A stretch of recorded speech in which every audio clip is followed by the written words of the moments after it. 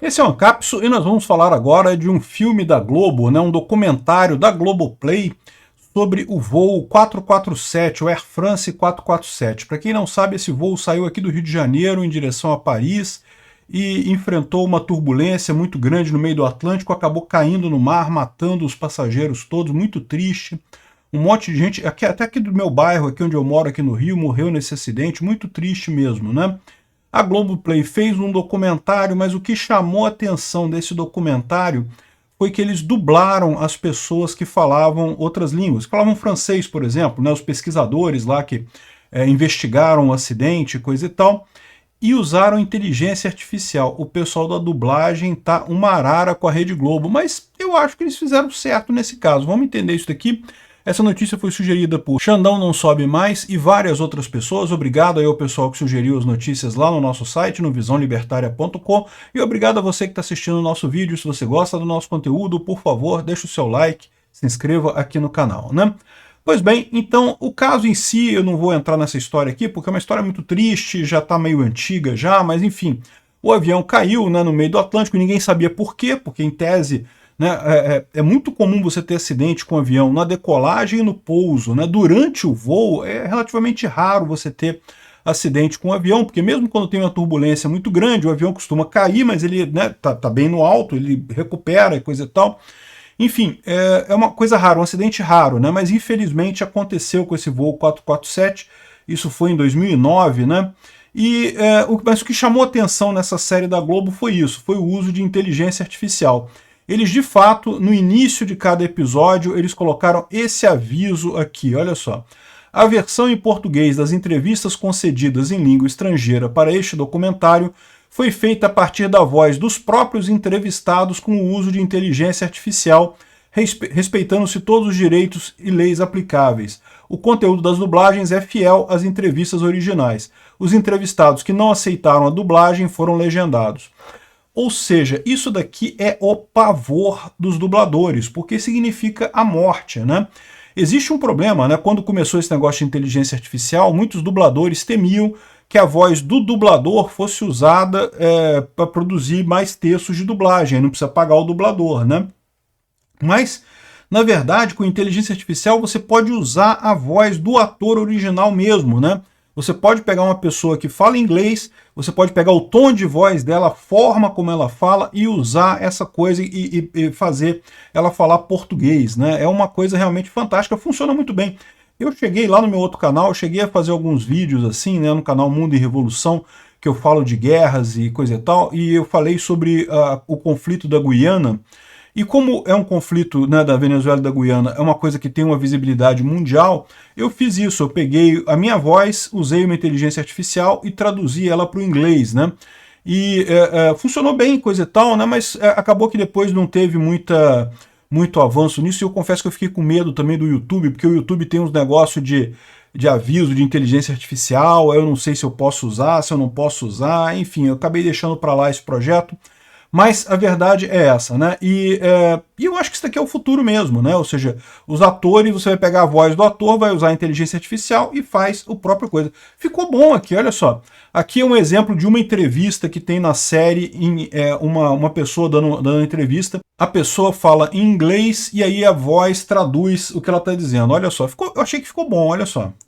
Meu nome é Colleen Sterling, eu trabalho para a Metron aqui nos Estados Unidos e sou física e piloto. E eu estava na equipe de busca do Air France 447 fazendo a análise matemática, ajudando a guiar a busca pelas caixas pretas para as autoridades francesas.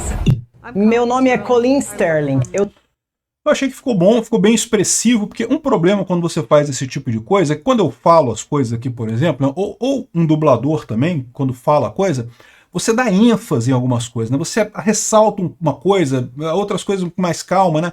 Não é só a palavra que é usada, né? Também a forma como essa palavra é transmitida, ela também tem significado, ela também indica coisas, né? E às vezes, quando você faz usa a inteligência artificial, fica uma coisa meio monotônica. Eu achei que ficou bem feita a coisa aqui, né? Ou seja, é difícil fazer isso no caso de um filme, por exemplo, em que a pessoa tem que expressar sentimento e coisa e tal. Um documentário, como é um documentário, não se espera grandes picos de emoção, de ênfase, de coisa assim, né? Enfim, eu achei que ficou legal. Agora, é lógico, o pessoal da dublagem viva, que é o pessoal que está querendo a regulamentação da inteligência artificial, não gostou, tá? Eu já falei para vocês, eu acho uma besteira isso, né? Eu entendo o problema dos dubladores, não estou dizendo que... Eu sei que é um problema isso, né? De fato, muitos dubladores vão perder o emprego, não vão ter mais função, né? Hoje em dia, a inteligência artificial está relativamente barato. E o pior não é isso, o pior é que a tendência é ela ficar cada vez melhor. Então é o que eu falo, hoje já dá para fazer uma dublagem com inteligência artificial muito boa, com entonação, com fluência, com aquela coisa toda, né, com a interpretação do que é falado, mas a tendência é ficar ficar melhor ainda, ficar cada vez melhor isso daí, a ponto de que é possível ver um momento em que realmente não vai ter mais espaço para o dublador.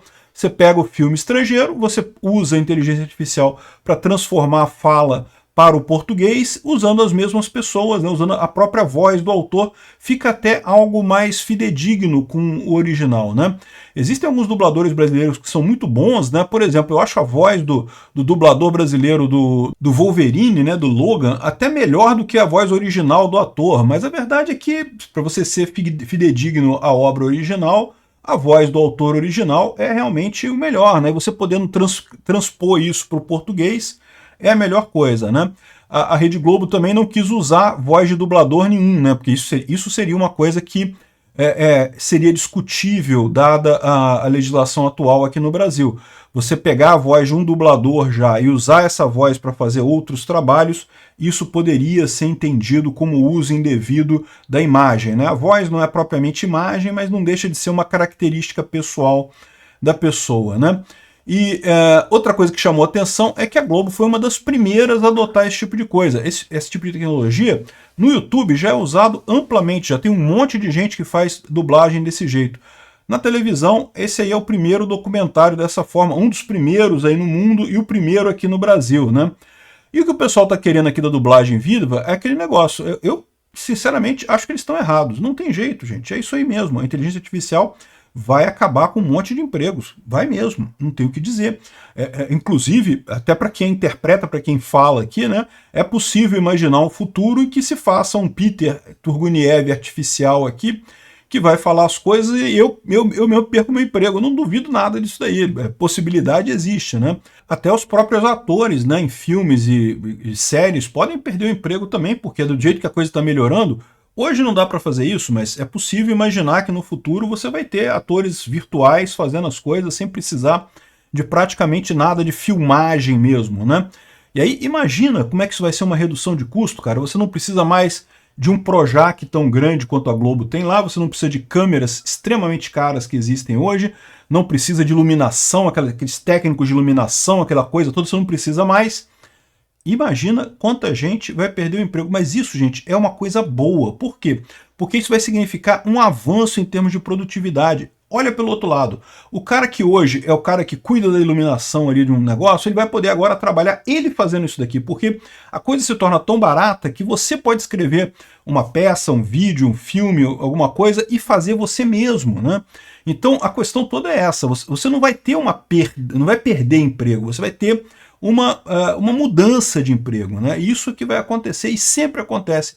E toda vez que alguém tentou segurar emprego na marra, na legislação, não é proibido, sei lá o quê, acaba ficando com um emprego de merda, que é o mínimo do mínimo, porque ninguém se importa mais com aquilo mesmo, e só atrasando o uso de tecnologias novas, né? Eu sou radicalmente contra isso.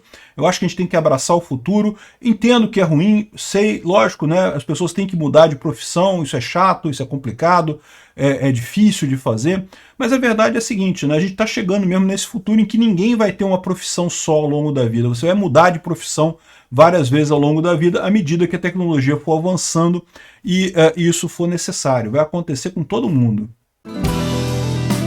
Obrigado por assistir o vídeo até o final. Além de curtir, compartilhar e se inscrever no canal, considere se tornar patrocinador com valores a partir de R$ 1,99. Clique no botão Seja Membro abaixo para saber as condições e vantagens de patrocinar o canal. Mais informações sobre o nosso projeto, visite nossos sites indicados na tela.